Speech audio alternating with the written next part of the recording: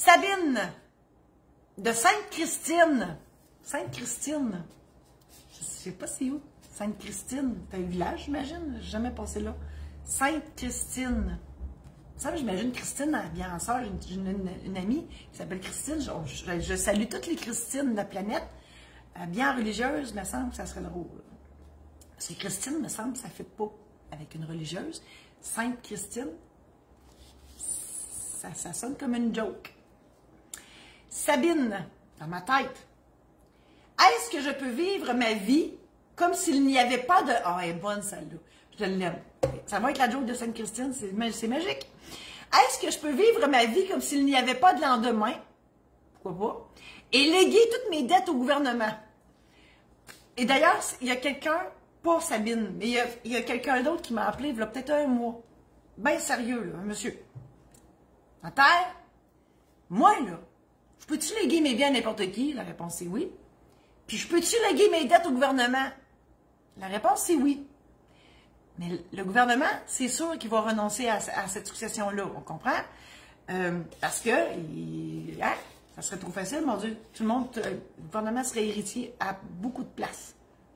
Donc, le principe c'est oui, mais dans les faits, vous feriez ça pour absolument rien, parce que le gouvernement renoncerait à ce legs-là, puis si vous avez que des dettes, puis que vous léguez tous vos biens, parce que la question c'était ça, là, mon petit monsieur, il voulait léguer tous ses biens, donc juste des dettes, au gouvernement.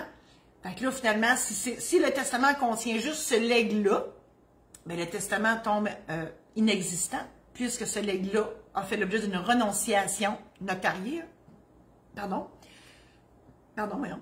Et donc, on se retrouve plus de testament. Et là, on y va avec la dévolution légale, puis on revient à prendre la photo de ceux qui sont autour de la personne décédée, donc de Sabine ici. Et ce sera sa famille qui auront à choisir s'ils acceptent ou pas cette succession-là. Normalement, ils devraient renoncer, mais il y en a qui acceptent quand même par... c'est plate, ce que je veux dire, mais par honte. Ça a l'air que c'est honteux, renoncer à une succession. On dirait que les gens, ils prennent ça sur eux, mais ça ne leur appartient pas. C'est pas parce que Sabine, elle ça ne dérange pas d'avoir des dettes, puis d'avoir juste ça dans la vie. C'est un mode de vie, puis c'est bien correct. Qui sommes-nous pour juger? Mais pour sa famille, ça se peut que ça ne passe pas. Donc, c'est là qu'ils acceptent quand même pour étouffer l'affaire. C'est très tabou, les dettes. Souvent. Je vous invite à partager cette chronique-là si vous l'avez aimée. Et si vous pensez que vos amis Facebook pourraient l'aimer aussi, partagez-la en grand nombre.